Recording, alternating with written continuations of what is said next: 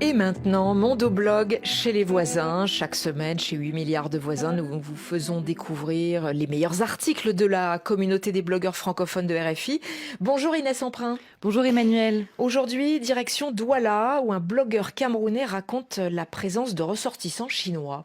Oui, Moïse Kamgen est un jeune écrivain et blogueur de 28 ans qui décrypte sur son blog mondouala.mondoblog.org les mutations de sa ville d'adoption. Dans le quartier d'Aqua, qui est historiquement le cœur commercial de la ville, il a observé l'installation progressive de Chinois. Les Chinois sont une communauté plutôt discrète, mais de plus en plus dans la ville de Douala et dans le quartier Aqua en particulier, on peut observer des signes de leur présence. Le premier sur des bâtiments nouvellement construits ou rénovés, la présence de l'écriture chinoise mandarin qui donne un aspect de Chinatown à ce quartier. Le deuxième, c'est que devant ces boutiques où se tiennent en général des petits distributeurs de produits importés de Chine, on peut observer en fond de boutique un grossiste ou un tenancier chinois.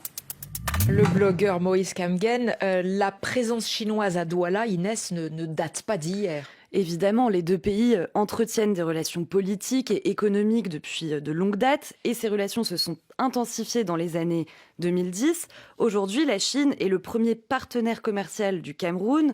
Les travailleurs chinois sont initialement venus dans le cadre de grands projets d'infrastructures sino-camerounais comme le port en eau profonde de Kribi ou encore l'autoroute reliant Yaoundé à Douala. Certains de ces travailleurs immigrés se sont par la suite installés et se sont lancés dans le commerce au Cameroun. Aujourd'hui, 172 entreprises chinoises sont implantées dans le pays. À Aqua précisément, ce sont des grossistes chinois spécialisés dans l'importation de produits de consommation courants.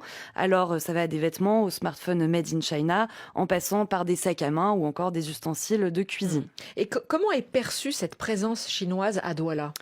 L'installation des Chinois ne génère pas d'hostilité particulière. Pour Moïse Kamgen, cette relation plutôt apaisée contraste avec les tensions intercommunautaires qui existent par ailleurs au Cameroun. Mais selon le blogueur, la présence de ces commerçants chinois a quand même des répercussions négatives. Alors certes, ils emploient des travailleurs camerounais, mais ceux-ci sont souvent cantonnés à des postes subalternes. Et puis, les importations chinoises à prix cassé mettent en péril les artisans et les commerçants locaux. Mondoblog chez les voisins. On continue maintenant avec une autre blogueuse, camerounaise elle aussi, qui nous parle cette fois de féminisme. Oui, avec Marina Thème, une blogueuse prolifique de 30 ans qui a une centaine de billets à son actif sur son blog lelouch.mondoblog.org. Elle y poste des manifestes engagés, de la poésie, du slam. Et aujourd'hui, cette jeune pharmacienne nous raconte comment sa prise de conscience féministe a radicalement changé sa vision du monde et des relations femmes-hommes. Il y a quelques années encore, la notion de féminisme m'était complètement étrangère. Je vivais le fait d'être une fille comme un fardeau, plus qu'autre chose. Je préférais rester dans le silence, dans l'aveuglement de désagréments pourtant omniprésents. Bref, je faisais l'autruche. Je n'avais pas subi de mutilation génitale. Je n'avais pas été mariée de force. Je n'avais pas non plus été battue par un époux violent. Et pourtant, je les vivais aussi, ces oppressions du quotidien, ce rabaissement systématique des femmes dans l'espace intime et public.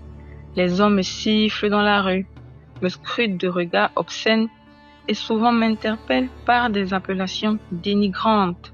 Et au travail, j'effectue les tâches féminines qu'on ne donne certainement pas à mon collègue masculin. Je me souviens du jour où cet homme bourru a franchi le seuil de l'officine où j'exerce. Il s'approcha du comptoir et sans le moindre embarras, me demanda des antidouleurs pour sa femme, en ricanant cyniquement de son forfait parce qu'il venait